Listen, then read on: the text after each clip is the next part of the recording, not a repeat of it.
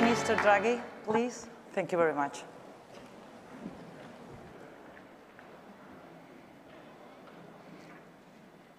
Well, I should say I'm quite moved by all this. I frankly didn't expect such affection. The words all of you said before, I find frankly excessive. I never had the sense that I was actually achieving so much, but thank you anyway. Dear President Sanchez, Ms. Secretary of State Artigas, President Faust,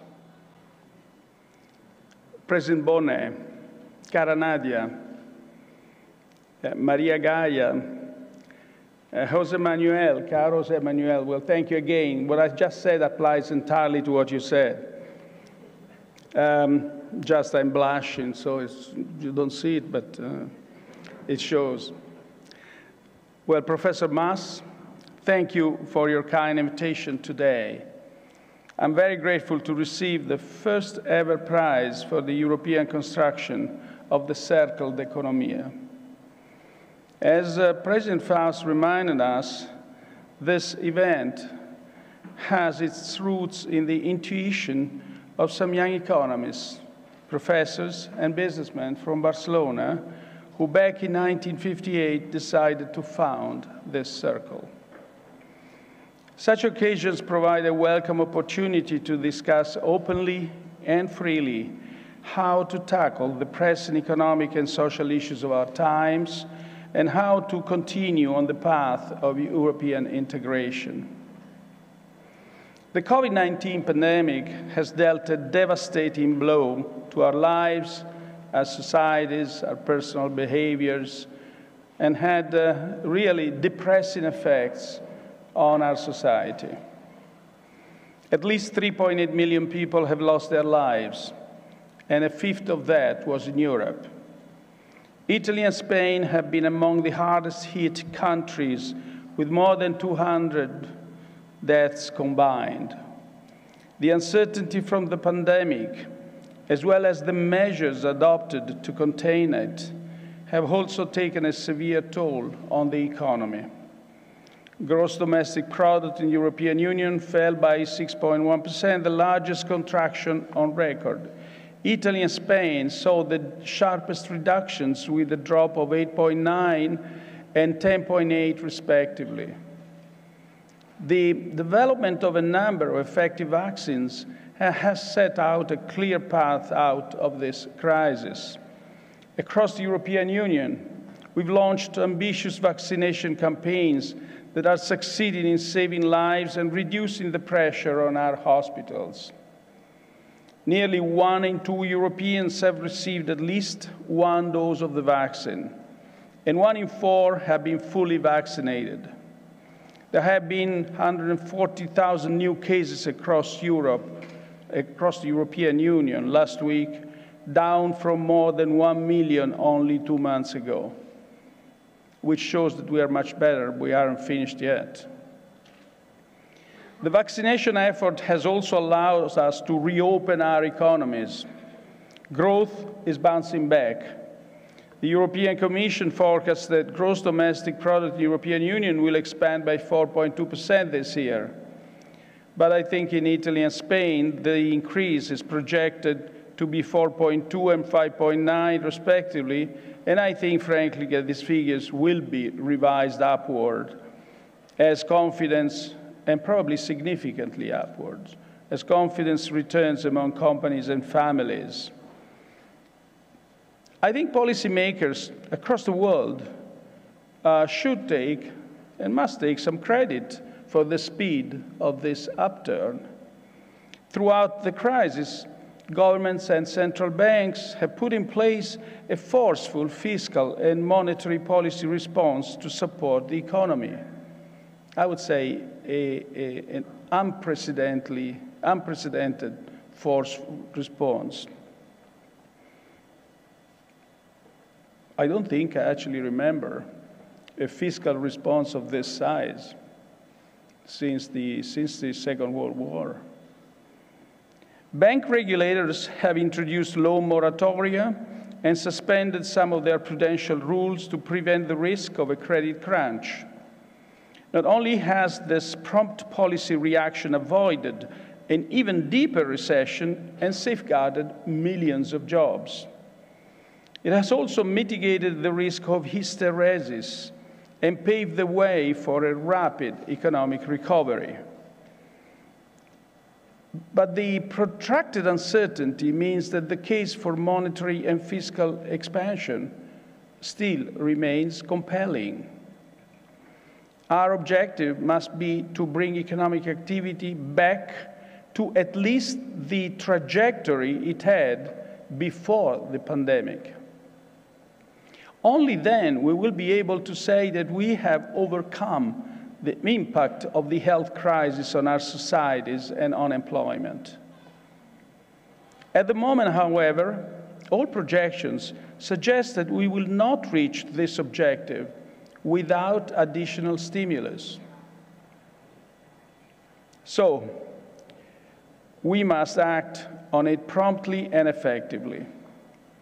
During the pandemic, we deployed significant resources to protect the productive capacity of our economies. Most of the fiscal expansion was aimed at keeping companies in business and people in employment. Having protected the supply side of our economies, we must now ensure that demand rises to meet those levels of supply. Ideally, we should aim at exceed the pre-pandemic growth trajectory. With higher levels of activity than before, we can compensate for the rise in debt that took place during the health crisis. We also need faster employment growth to create the new jobs that we need. And we shouldn't forget that the global economy is undergoing profound transformation, including the digital and the environmental transition that will require what I think is going to be a massive reallocation of jobs. Maintaining easy demand conditions is therefore essential to ensure that we support workers as they face an increasing risk of dislocation. The overall benign outlook hides a number of important risks. The pandemic appears increasingly under control, but as I said before, is far from over. The vaccination effort has been largely limited to the rich world. Only 0.3% of total doses have been administered in low-income countries, while the richer ones have distributed 85% of the total. Not only is the difference ethically unfair, it's also dangerous. So long as the virus circulates freely, there is a risk of the emergence of new variants. One or more of them may be resistant to our vaccines and undermine the success of our campaigns. So we must continue to invest in research and accelerate our efforts to ensure widespread access to the vaccines. Supporting our scientists will also put us in a much better position when the next pandemic comes. After the second risk, or the third risk that we should have in mind is the following. After a long period of time when it was too low, and we can say that it was just too low, global inflation has picked up recently. The inflation rate across the OECD has hit 3.3% in April, up from 2.4% in March.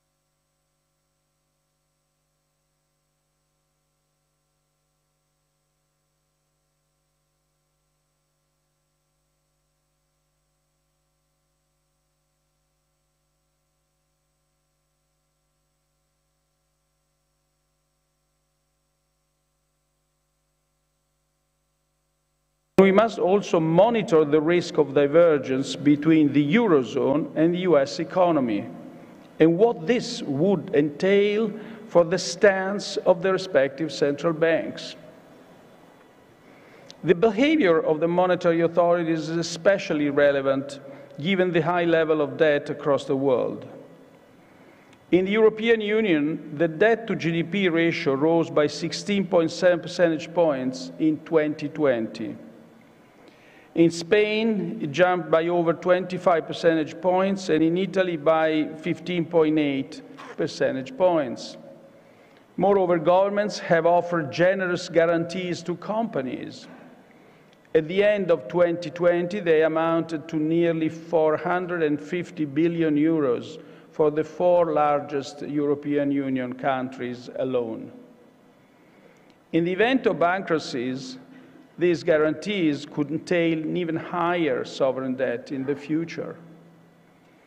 Companies have also increased their borrowing significantly. Between the last quarter of 2019 and that of 2020, the ratio between debt and equity for the largest non-financial firms in Europe increased from 220% to 250%. An expansionary fiscal policy, as I said before, remains essential to preserve growth. In turn, this will allow to reduce the debt burden, both private and public. However, we must also reassure investors that we will return to fiscal prudence as soon as the recovery is self-sustained. That is our benchmark. This is why our emphasis now is on non-recurrent fiscal spending, and why we need to concentrate it increasingly where the effects on growth are higher.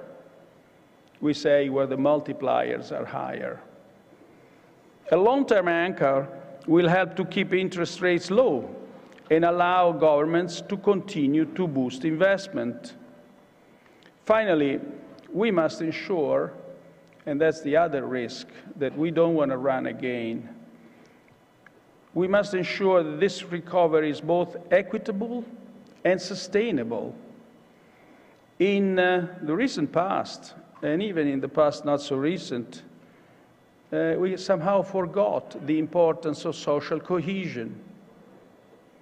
After the European debt crisis, the number of people at risk of poverty or social exclusion in the European Union grew by around 3.5 million and hasn't yet returned to its pre-crisis level. We took democracy for granted and ignored the risk of populism. As our societies go through significant economic changes, we must accompany workers with active labor policies. This means opening up new opportunities for women and the young, and retraining and reskilling all those who have lost their jobs. At the same time, we must ensure that during this upturn, we pay greater attention to climate. We can't leave this health crisis only to sleepwalk into an environmental crisis. Now, we all refer, I heard it being said many times, to Jean Monnet, who wrote, "Europe will be made through crisis, and it will be the sum of the solutions brought to these crises." I mean, if you think, well, it's a kind of strange sentence, and I'm not sure I fully understand it even, but then when I doubt it, and then I look at ourselves after all we've gone through, and we're still together, then it must be true.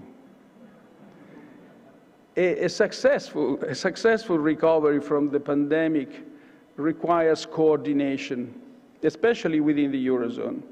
We must continue to strengthen our institutions and foster mutual trust, and stand united as Europeans to fight the defining challenges of our times, climate change and inequalities. For decades, the rest of the world has looked at Europe for its unique combination of fairness and prosperity. This is and should remain our pride. Thank you.